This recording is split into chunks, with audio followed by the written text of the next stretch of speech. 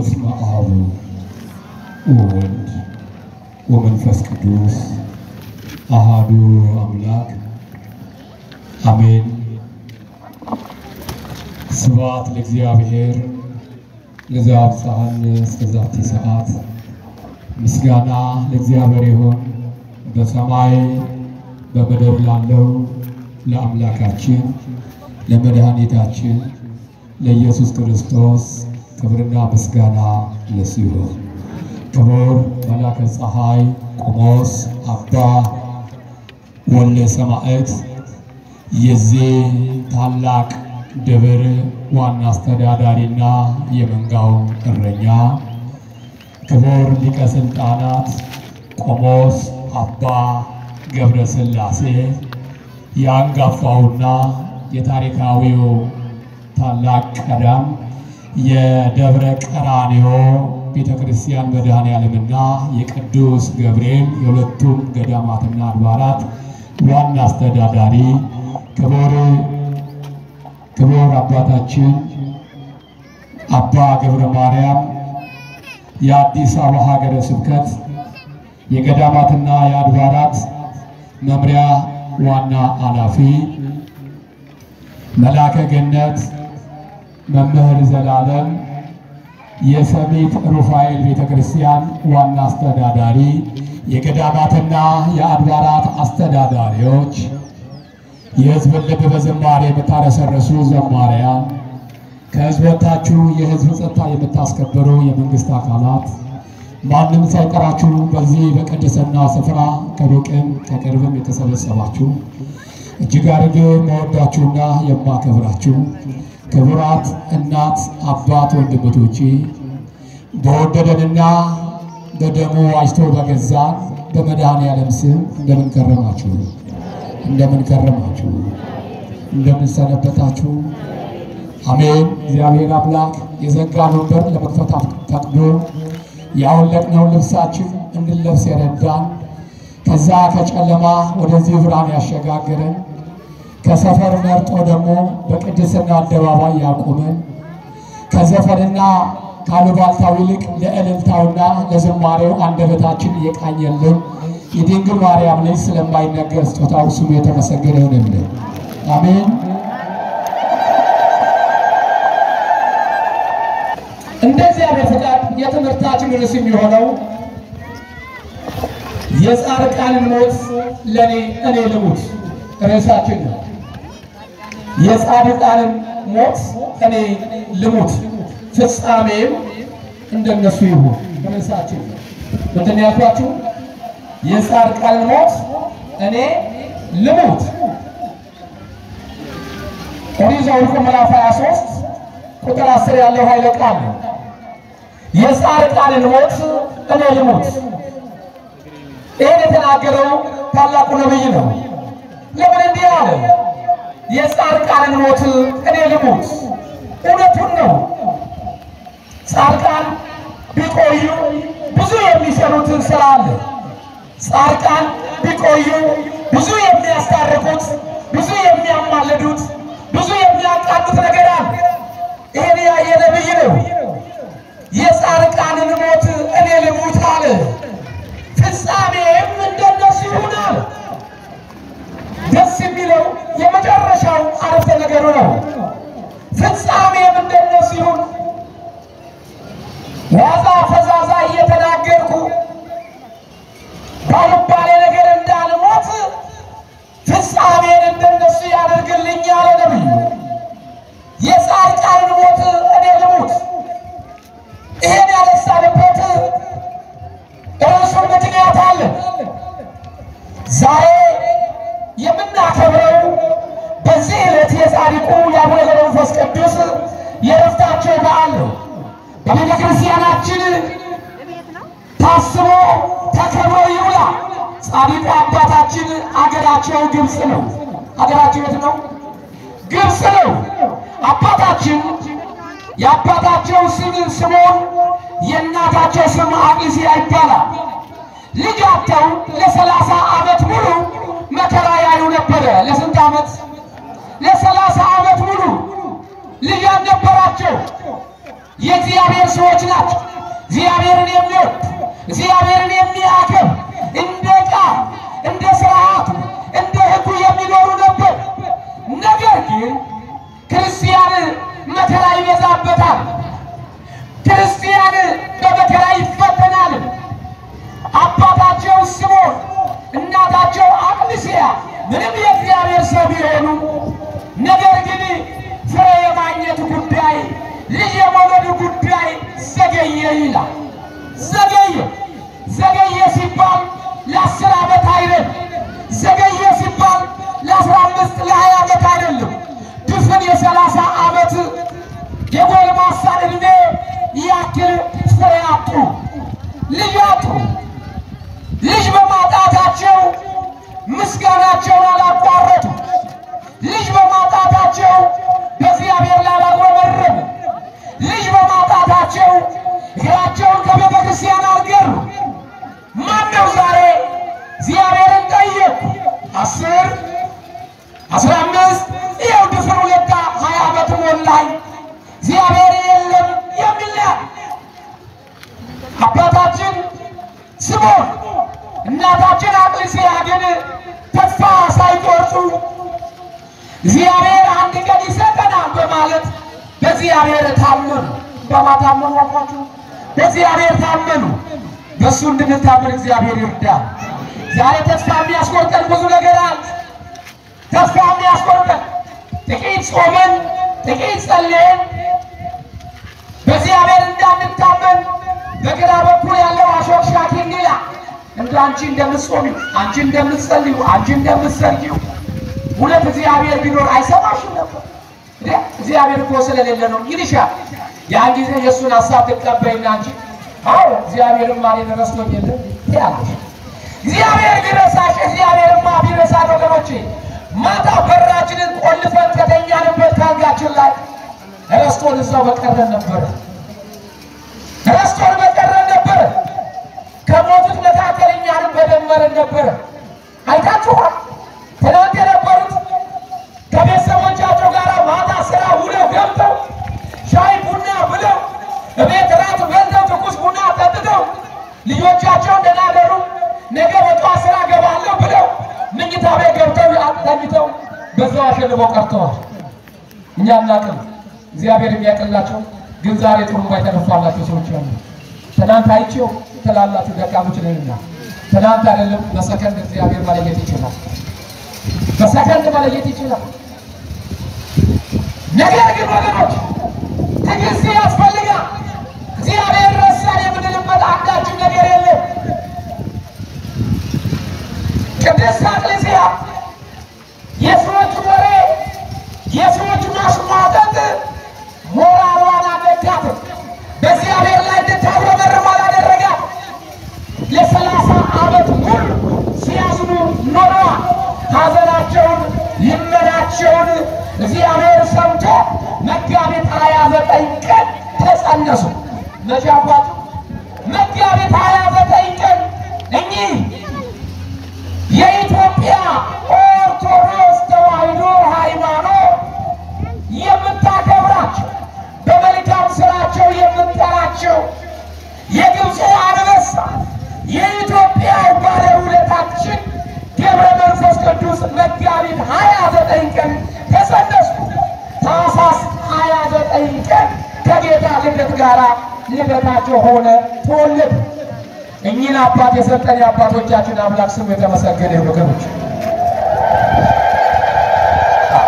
መጋቢት 29 ተጸንሰው ታኅሳስ 29 ቀን ልደታቸው ከጌታ ልደት ጋር እንዲተባበር ፈቅዶ ተወለዱ። በተወለዱበት ላይ ብዙ ታምራት ተደርጓል። ምን ታምራት ተደርጓል? በተወለዱበት ላይ ብዙ ታምራት ተደርጓል። በሀገራቸው 300 ዓመት ኖራ እኚህ ጻድቅ 300 ዓመት ሲጋደሉ በግብፅ ካሉት በረሃ በሲና በረሃ እየተመላለሱ ገደል ለገደል እየሄዱ አምላካቸውን ሲያመሰግኑ ኖሩ። 300 ዓመት ከቆዩ በኋላ ጌታችን መድኃኒታችን ኢየሱስ ክርስቶስ ወደ ኢትዮጵያ እንዲሄዱ እንዲመጡ ቃል ተናገራቸው። በመልአኩ በቅዱስ ገብርኤል መሪነት በንፋስ ሰረገላ ይዟቸው ይህችን ሀገር እንዲመጡ አደረጋቸው። ወደ ምስራቅ ወደ እናቴ አገርና ወደ ባረኳት ሀገር ስሜ ወደሚጠራባት ሀገር ትሄዳለህ። ከዚህ በኋላ 300 ዓመት በግብፅ ኖራ፣ ከዚህ በኋላ ግን በግብፅ የምትኖርበት ጊዜ አሁን ይበቃል አለ እግዚአብሔር። አባታችን ገብረ መንፈስ ቅዱስ ይህችን ሀገር በታሪክ ያውቃታል፣ በመጽሐፍም አነባታል። ነገር ግን ሀገሯ ሩቅ ነው ሲሉ እሰማለሁ። ማንስ ይወስደኛል፣ ማንስ ያደርሰኛል ብለው በተናገሩ ጊዜ ጌታችን ኢየሱስ ክርስቶስ አብሳሪ መልአኩን ቅዱስ ገብርኤል እሱ በፊት መሪነት እንዲያደርስህ አዛለሁ ብሎ ባዘዘው መሰረት በንፋስ ሰረገላ ጭኖ መልአኩ ቅዱስ ገብርኤል ኢትዮጵያን እንዲረጡ አደረገ። በዚህ ዘመን አባታችን ወደ ኢትዮጵያ የገቡበት ዘመን በ11ኛው መቶ ክፍለ ዘመን ወደ ኢትዮጵያ ረገጡ። በ11ኛው መቶ ክፍለ ዘመን ኢትዮጵያ ረገጡ። በወቅቱ ንጉሡ ላሊበላ የአዳዲን ማርያም ዋሻ እየፈለፈለ አገኙት። ንጉሥ ላሊበላ ዋሻውን እየፈለፈለ ከሱ እጅ ነስተው እሱ ከሳቸው እጅ ነስቶ አብረው ተቀመጡ በዛች አዳዲ ማርያም። ነገር ግን የሱ ዋሻ መፈልፈል ጸጋው ስለነበረ የሳቸው ጸጋ ደግሞ ከተራራ ወደ ተራራ እየዞሩ አጋንንትን ማሳደድና ስለሰው ልጆች መማለድና መጸለይ ስለነበረ ከዚህ የመኖር ጊዜ አሁን አብቅቷል አላቸው። እግዚአብሔር በራእይ ገለጸላቸው። ውጣ አላቸው። ማለዳ ብድግ አሉ። ከንጉሥ ላሊበላ እጅ ነስተው ተሰነባብተው ከዛሬ ወዲህ ወደዚህ አልመጣም፣ እግዚአብሔር ወደ ላከኝ እሄዳለሁ። ወዴት ተለይኝ ትሄዳለህ? አንተን የመሰለ አባት ማጣት አልፈልግም አለ ንጉሥ ላሊበላ። እኔስ ሥጋዬን ልቀጣ ነፍሴን ለፈጣሪ ላስገዛ ዝቆላ እሄዳለሁ። የት እሄዳለሁ? ዝቆላ እሄዳለሁ። ዛሬ ዝቆላ ማለት ወደዚህ ቆላው ዓለም እሄዳለሁ ማለት ቆላ ነው፣ በረሃ ነው። በዋጥም በተለያየ ችግር ሥጋዬን ልቀጣ ለነፍሴ ላድር ዝቆላ እሄዳለሁ። ዛሬ ያንን ነው ላላ አድርገን ጠርተን ዝቋላ ያለ ልክ እንደ እቲሳ ገዳም እቲሳ የተባለበት ትክክለኛው ስም አይደለም። እቲሳ የተባለው አባታችን እግዚአብሔር እናታችን እግዚአብሔርና አባታቸው ጸጋዛ በቶሎሚ የተባለ አስጨናቂ በደቡብ የነገሰ ንጉሥ እግዚአብሔርን በማረጋት ጊዜ ወታደሮቹ ማርከው በወሰዱ ጊዜ እሳቸውን ለመግደል ባሯራጠ ጊዜ ቀስት ወጥረው ሲል ወደ ባህር ውስጥ ገቡና እግዚአብሔር አምላክ ባህር ውስጥ እንዳይሞቱ እንደ ዮናስ ጋርዶላቸው ባህራን ድንኳን አደረገላቸው ይላል። በዚህ ጊዜ ሕዝብ ሁሉ አልቆ የአባታችን የአቡነ ተክለ ሃይማኖት አባት ወደ ቀያቸው ሲመለሱ ሰው የለም፣ የሚጠይቁት ሰው አጡ። ባለቤታቸው ከእግዚአብሔር ያገኘዋት አጋዣቸው የግራ አጥንታቸው የለችም። ማንን ይጠይቁ? ሞታለች አለች የሚላቸው ጠፋ። በዚህ ጊዜ ያላቸው አማራጭ ጸሎታቸውን ከጸለዩ በኋላ ወደ እግዚአብሔር ቀና ብለው ጌታ ሆይ የሰጠኸኝ እህቴሳ ሴት አለች አሉ። ምንድን ያሉት? የሰጠኸኝ እህቴሳ ሴት አለች። ዛሬ እቲሳ የሚለው እህቴሳ እስከሚለው ይጣቃሉ። ወደ ነገራችን እንመለስ፣ ወደ ታሪኩ። በዚህ ጊዜ ዝቋላ ሄዳለሁ። አባታችን በዝቋላ ትምህር በደብረ ከርድም እየተመላለሱ በጾምና በጸሎት ተወስነው 260 ዓመት ኖሩ። ከግብፅ በኋላ ወደ ዝቋላ ወደ ደብረ ከርድም ዓለም እየተመላለሱ 262 ዓመት ሙሉ እየተጋደሉ በጾም በጸሎት በስግደት ከዚህ ዓለም ገዢ ከሆነው ጋራ ምስራቁን ምዕራቡን ሰሜኑን ደቡቡን እየባረኩ በባረኩ ጊዜ አጋንንትን እያንጫጩ ይጸልዩ ጀመር።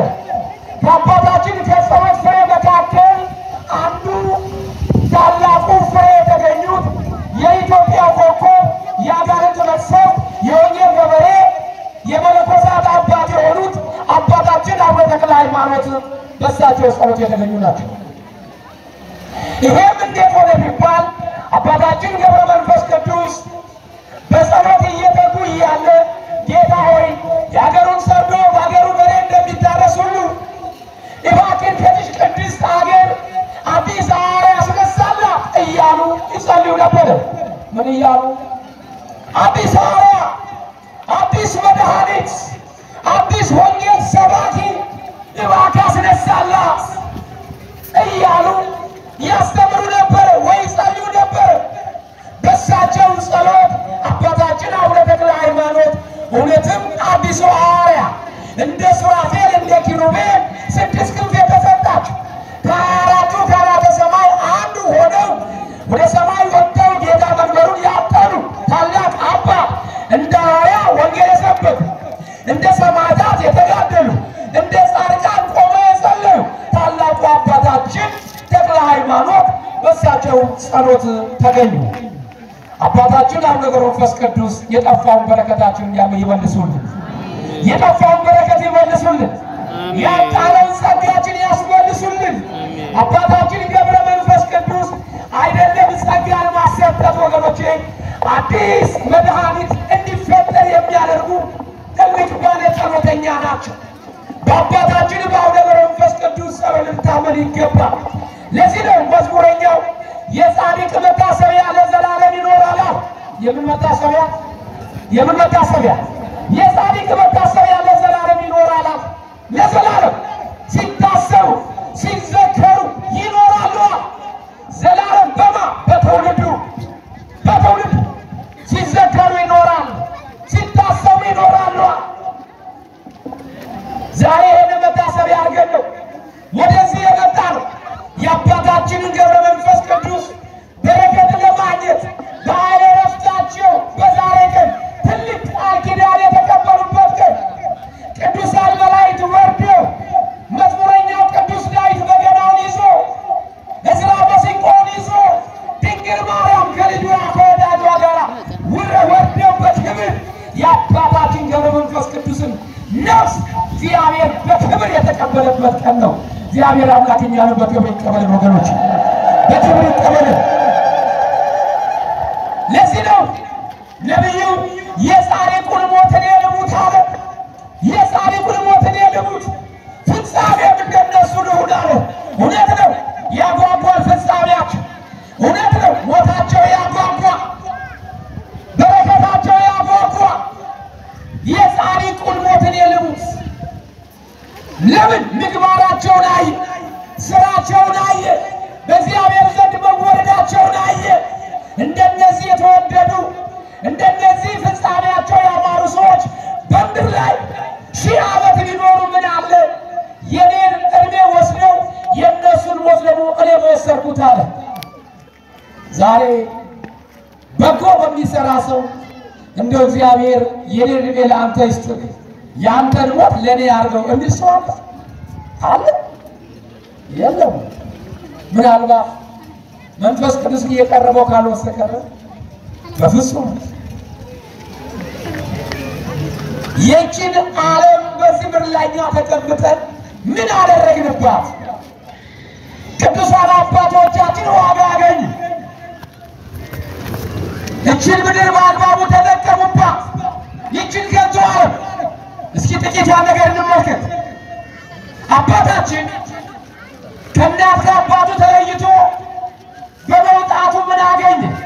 አንደኛ ዓለምን ንቆ ለእግዚአብሔር መሆኑን፣ ዓለምን ንቆ ለእግዚአብሔር ማደርን ገንዘብ አደረገ። አንደኛ ደረጃ ዓለምን ንቆ ለእግዚአብሔር መሆን። ይቺ ዓለም አብረቅራቂ ነች፣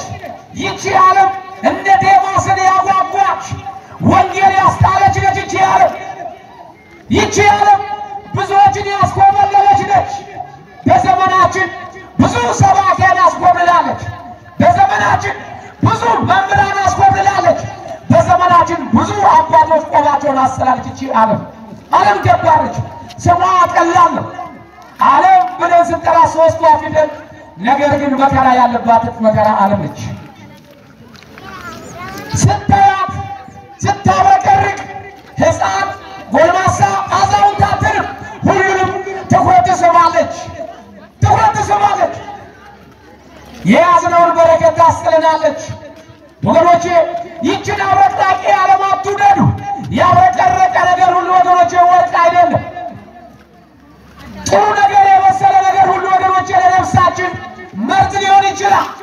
ያብረቀረቀውን ሁሉ ገዝተን አንገታችን ላይ የምናደርግ ከሆነ አንድም ነፍሳችን እናጣለን፣ ሁለትም ደግሞ ሌባ እናሳስታለን።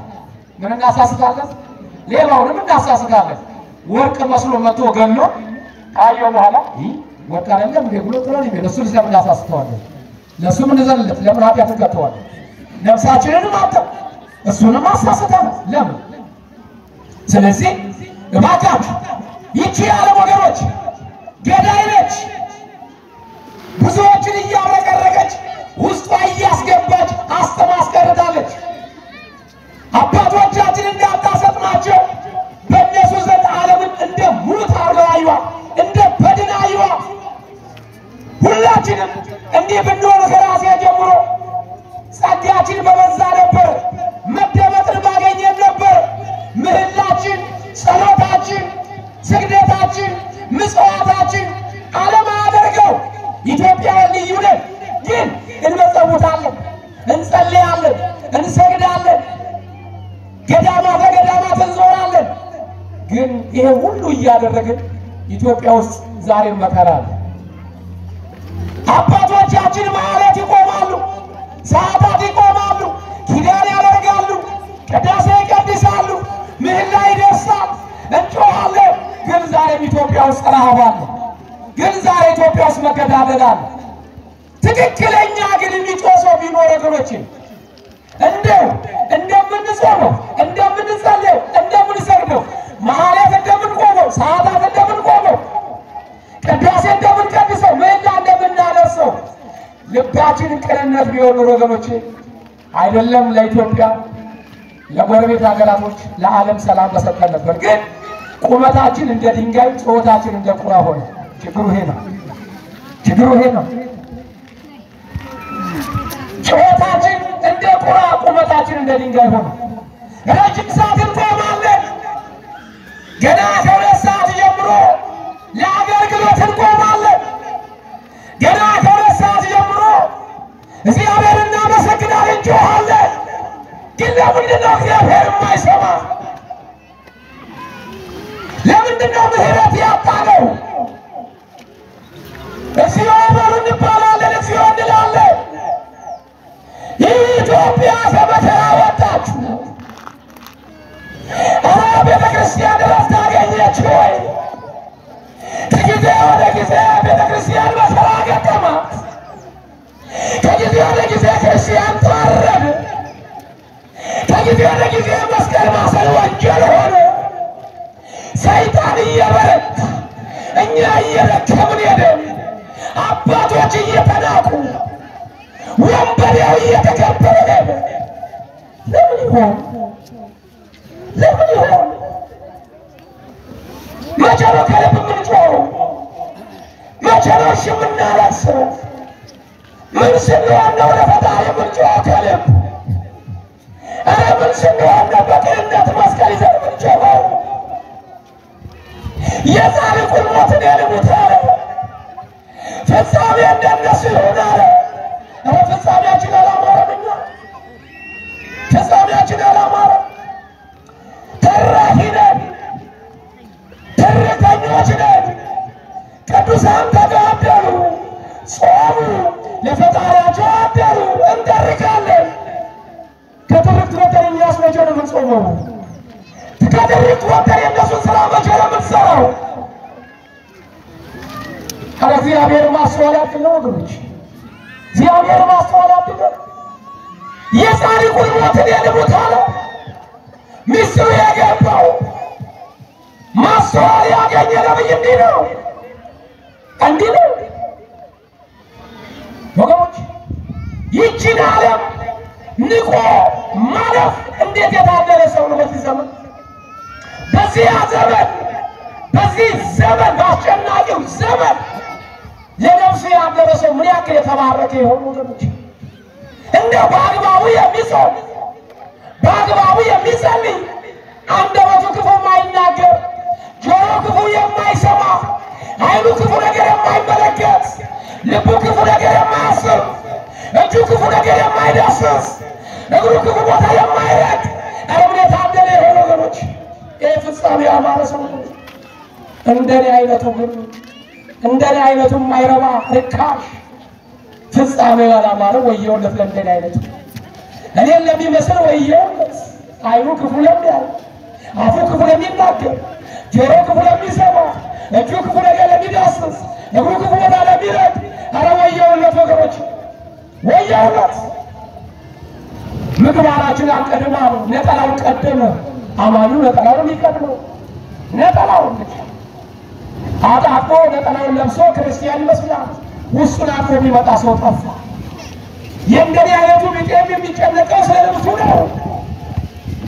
ቀሚሱን ለመልበስ እንጂ ጸጋውን ለመልበስ አይጓጓም። ጸጋ የሚገኘው ደግሞ በብልጠት በብሔር በጎሳ አይደለም።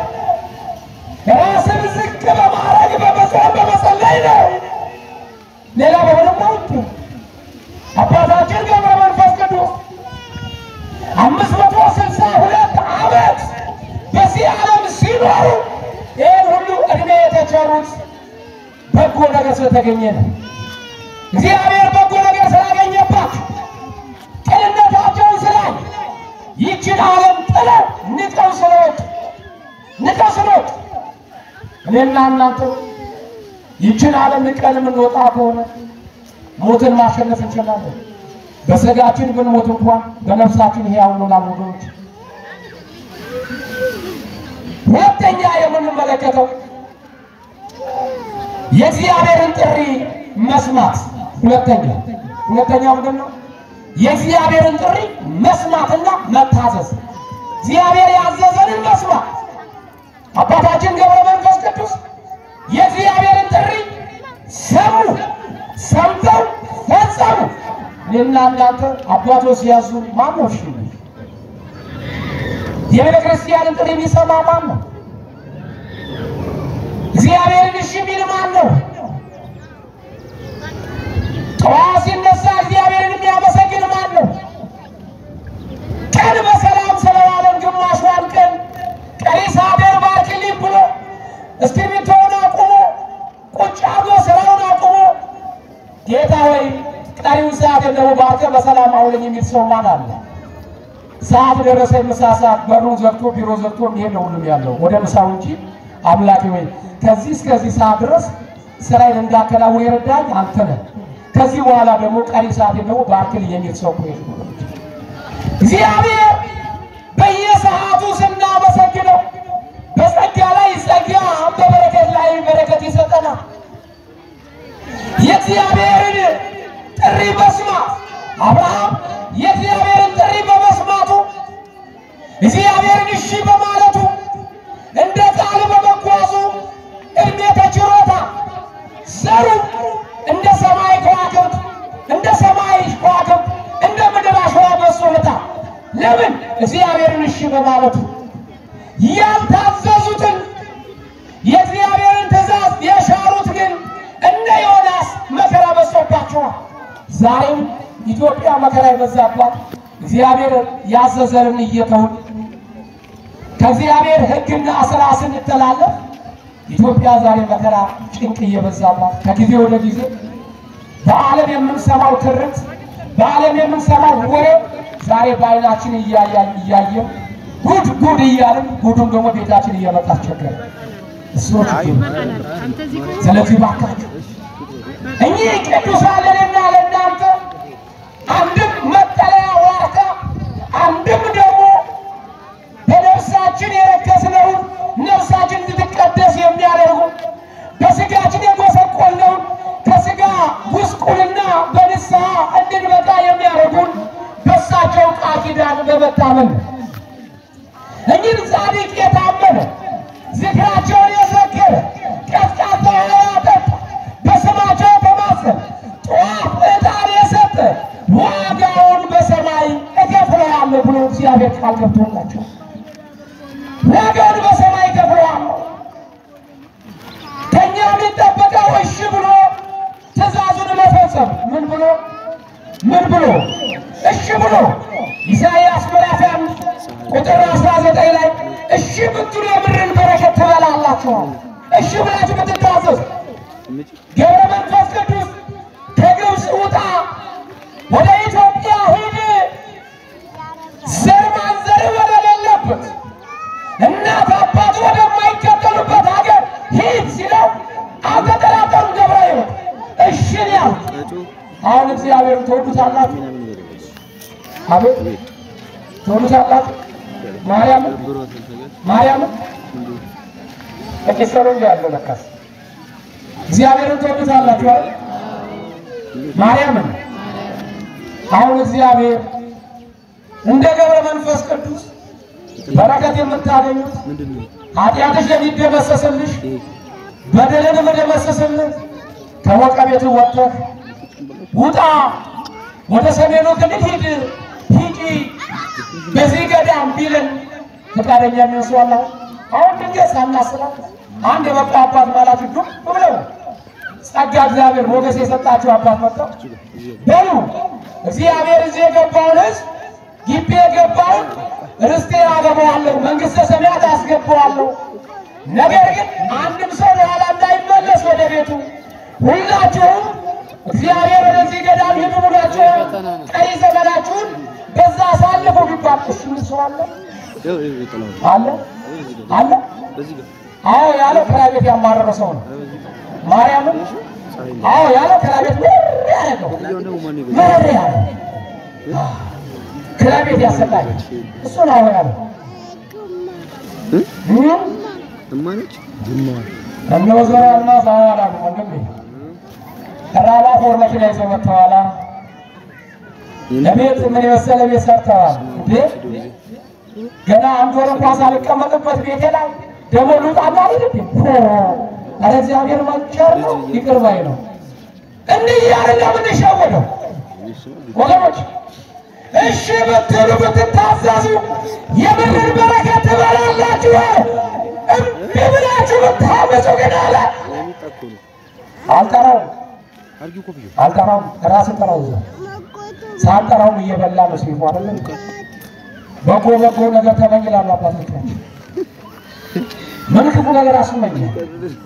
ድሮ አባቶቻችን ታላላቅ ወንድሞቻችን እንደው ተማሪ ግደለኝ ይባል ነበር። ምን ተማሪ ግደል? ምን ያለ ግደለኝ? ምን የተማሪ ግደለኝ? የተማረ ይግደለኝ ይባል ነበር ድሮ። አዎ ዛሬ የተማረ ሆነ ሰው አንቆ የሚገለው መጣ። ይኸው የተማረ ግደለኝ ተባለ። ዛሬ ተማረው ነው ሰው የሚያርደው። ሰው ሊማር የገባ ዩኒቨርሲቲ ተማሪ ነው ወንድሙ በድንጋይ የሚጨፈልቅ በኮብልስቶን መጣ። ይኸው የተማረ ግደለኛ እየገደለ ነው። የተማረው ከረባት አሳርባል እንደ እየገደለ ያስገደላል። በቴሌቪዥን መስኮት ብቅ ነው። ምሁር ነው ያለው፣ የታሪክ ተመራማሪ ነው ያለው። ኢትዮጵያን ያረጋጋታል፣ ስለ አንድነት ይሰብካል ያለው ምሁር ሰው እኮ ነው። ትልቅ ብለነው ትንሽ ነው የምናገኘው በቴሌቪዥን መስኮት ላይ ስለ አንድ ጎጥ ሰብኮ ስለ አንድ ታሪክ ተርኮ ሌላውን የበላይ የሌላውን በታች ተረጋጭ አርጎ ተርኮ አንዱ እንዲገላልኩት ይወርዳል።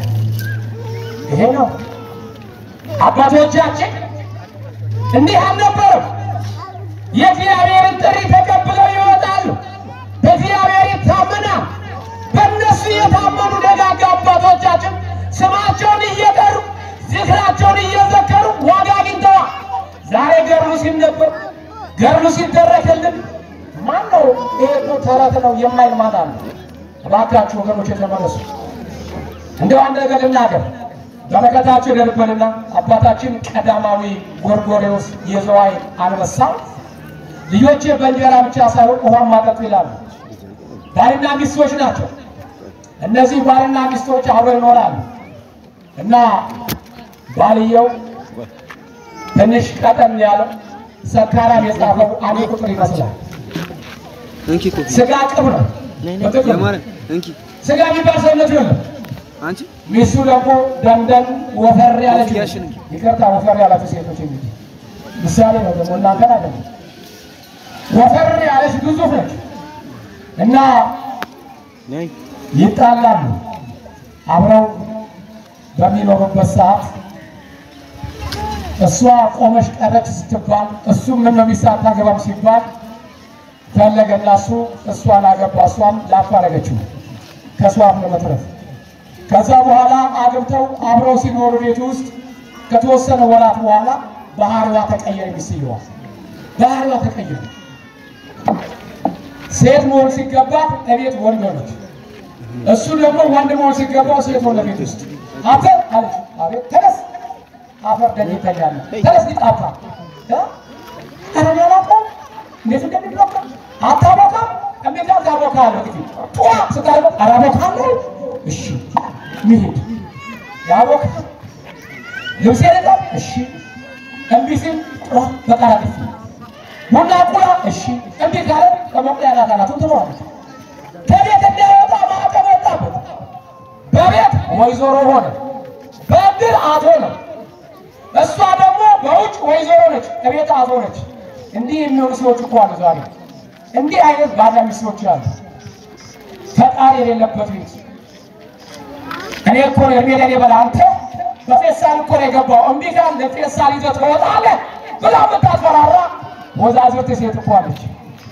ፌሳል ነው ወረወረ አንተ ነግሬሃለሁ አፈቁት ነው እሺ የሚል ወንድ እንደሆነ ተፈጥሮ ወንድነቱ የተሰለማለት ውስጥ ይደላችሁ። ይሄ ሰው ከሰው ጋር መገናኘት አቆመ። በዚህ ጊዜ እሷ ልጅ የምትወጣው እሷ የምትወጣው ከቤተሰብ ከጓደኞቹ አራቀችው። አንድ ቀን ሰርግ ጥሪ መጣ። ሁለት ካርድ መጣ። የሰርግ ካርድ ሁለት ቦታ እንዳትሄድ ግራ ገባት። በል አንተ እዚህኛው ሰርግ ሂድ እኔ እዚህኛው ሰርግ ሄዳለሁ አለች። እሺ ብሎ የዛን ቀን ነፃነቱን አገኘ። ከቤት የወጣው በ9 ዓመት ነው። ከቤት የወጣው ባገባ በ9 ዓመት ከግቢ ወጥቶ ያቀም ሲረገጥ ነው የሚለው ሲደበደብ ነው የሚለው ሲደበደብ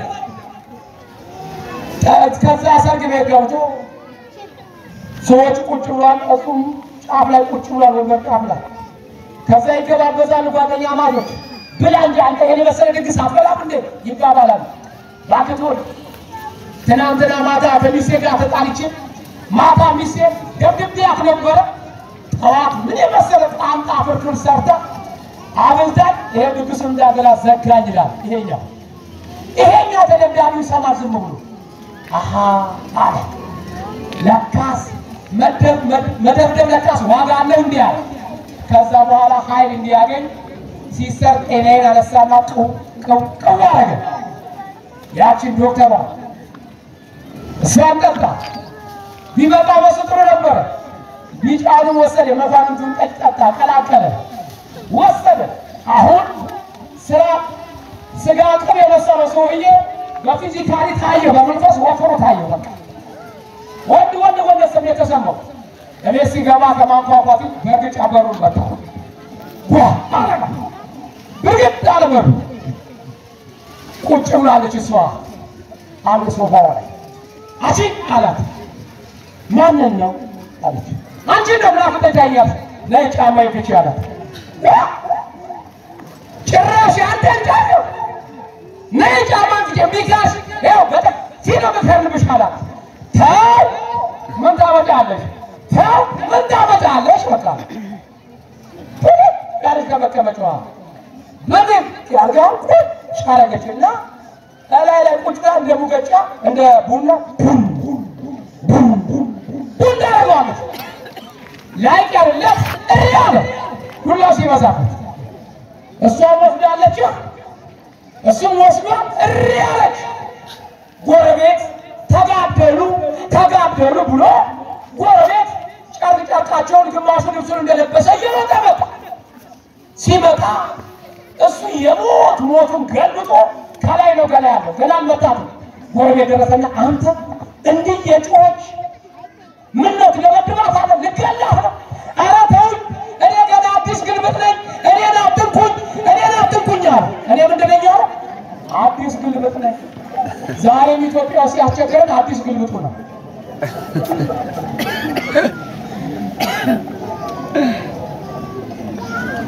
አዲስ ግልብጥ ነኝ ዛሬም አዲስ ግልብጥ አስቸገረን። ቤተክርስቲያን ለምን ያለው ሆነ? መስቀሉ እንዴት ያለው ሆነ?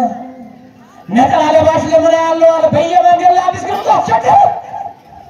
አዲስ ማንተ አስቸገረና መጽሐፍ ቅዱስ ይዛ በጠበቀች ቤተክርስቲያን ዜማ በሰጠች ታሪክን ባቆየች ፊደላትን በቀረጸች ኢትዮጵያ ኦርቶዶክስ ተዋሕዶ ሃይማኖት ተጠላ በዚህ አዲስ ተገልባጭ ትውልድ ምን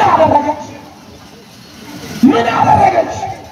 ዋጋ ከፍላ አባቶች ዋጋ ከፍለው አጥንታቸውን ከስክሰው ደማቸውን አፍሰው ያቆዩትን ሃይማኖት ከአዲስ መጪ ሃይማኖት ጋር ሆነን እኛም ለማፍረስ እንተባበራለን።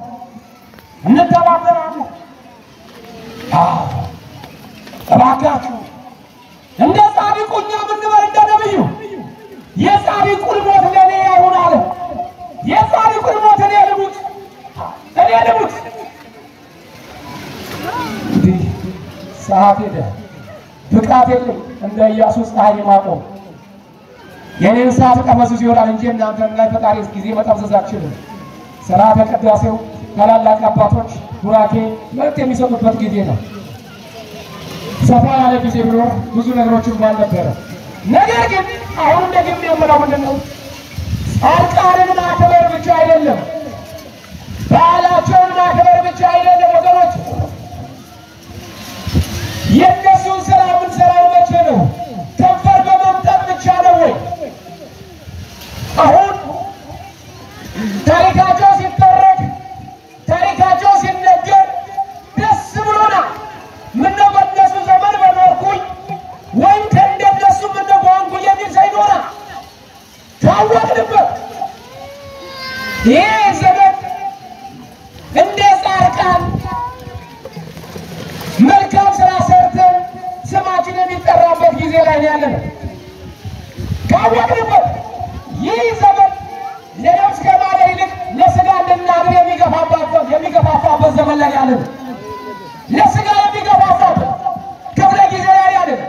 ስለዚህ በቻልነው አቅም በጾማችን፣ በጸሎታችን፣ በስግደታችን ስለ ቤተክርስቲያናችን እንጸልይ።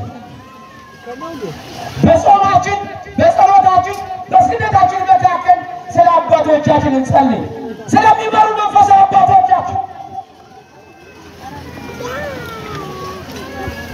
የአባቶቻችን ሰላም ማጣት የቤተክርስቲያን ሰላም ማጣት፣ የቤተክርስቲያን ሰላም ማጣት የመንጋው ሰላም ማጣት ነው። መንጋዎቹ በጎቹ ደግሞ እኛ ነው ወገኖች።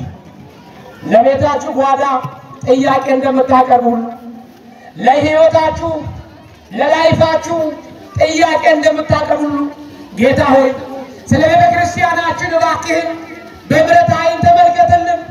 አባቶቻችንን ቋንቋ ከቋንቋ ልብ ከልብ አገናኝልን። እውነተኛውን መንፈስ አላብስልን በሉ ወገኖቼ።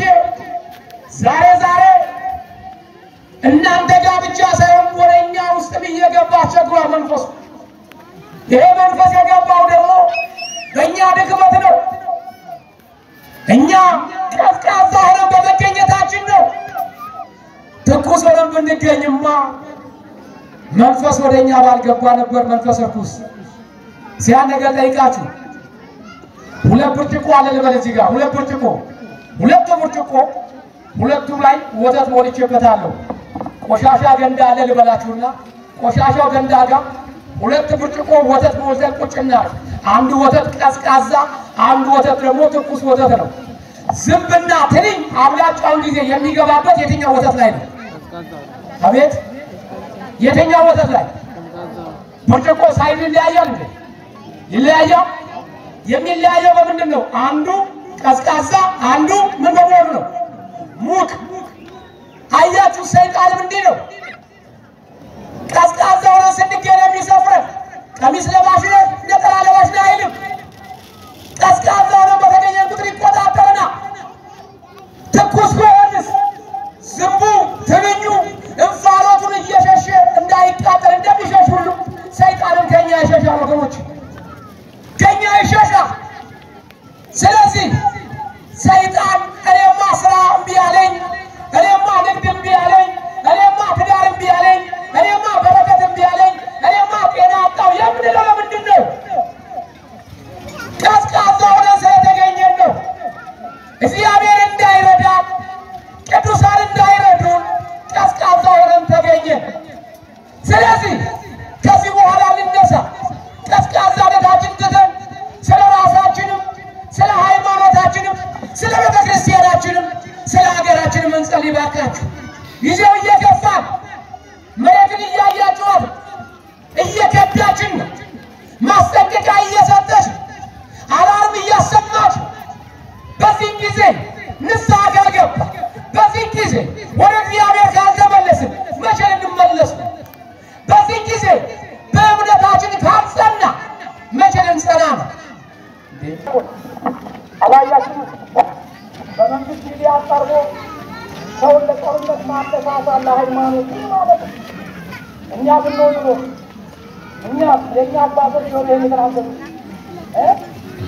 ምን ነበር የሚተሰባው ተከታታይ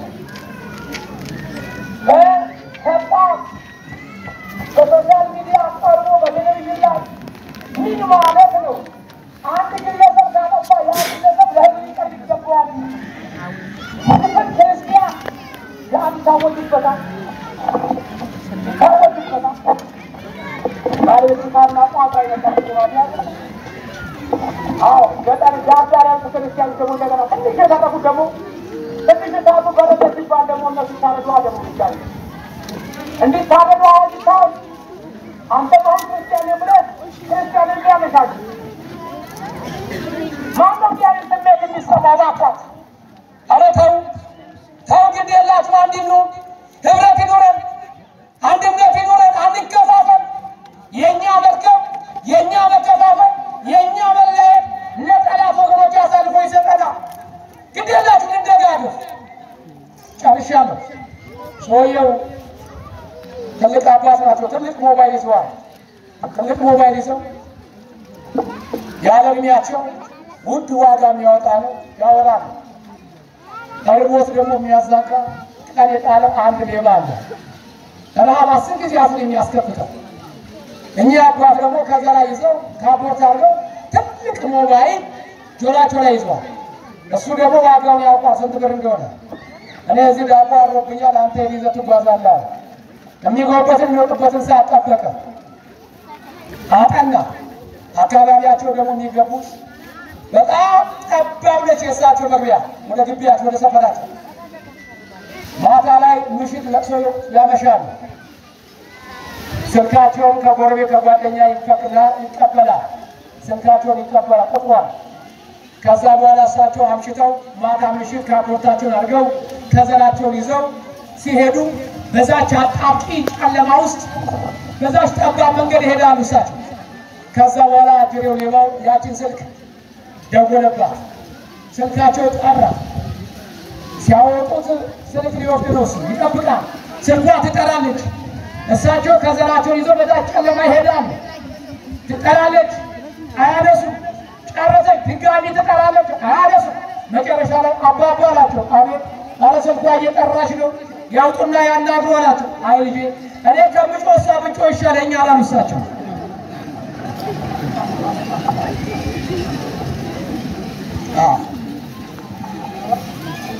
እኔ ከምጮህ እሷ ብጮህ ይሻላል። ወገኔ በነፍሳችን ከምንቃጠል ስጋችን ዛሬ መከራ ቢቀበል ይሻላል። እግዚአብሔር ከሚያዝንብን ወገኖች ለነፍሳችን እንድንደር ግዴላችሁ አትስሙ። የሚጮሁ ሰዎች አሉ። በየመንገዱ በየሶሻል ሚዲያ የሚጮሁ አሉ። ቤተክርስቲያን የሚያቋሽሹ፣ ገድላቶችን የሚያቋሽሹ፣ ድርሳናትን የሚያቋሽሹ፣ የቃል ኪዳን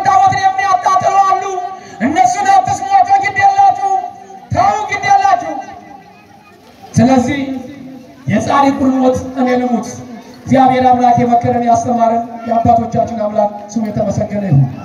የሀገራችን ሰላሙን ያምጣልን። ህዝባችን እግዚአብሔር አምላክ ይጠብቅልን። ወጣቱ ስራ አጥቶ ከሚሰራው ይልቅ የማይሰራው ወጣት በዝቷልና በኢትዮጵያ ውስጥ እጅግሩ ታስሯልና ቅሊንጦ የታሰረ ቃሊቲ የታሰረ ጠያቂ ያለው ዳኛን የፈረደበት ጊዜውን ጠብቆ ይወጣል። ነገር ግን በየሰፈሩ የታሰረ ብዙ ወጣት አለ። ስራ በማጣት ጠያቂ ያጣ ወጣት አለ። ጠያቂ ያጣ ዳኛ ያልፈረደበት የሥራ ማጣት የፈረደበት ብዙ ወጣት አለ። እነዚህ የታሰሩትን ወጣቶችን እናታችን ድንግል ማርያም በመልጅዋ ትፍታልን።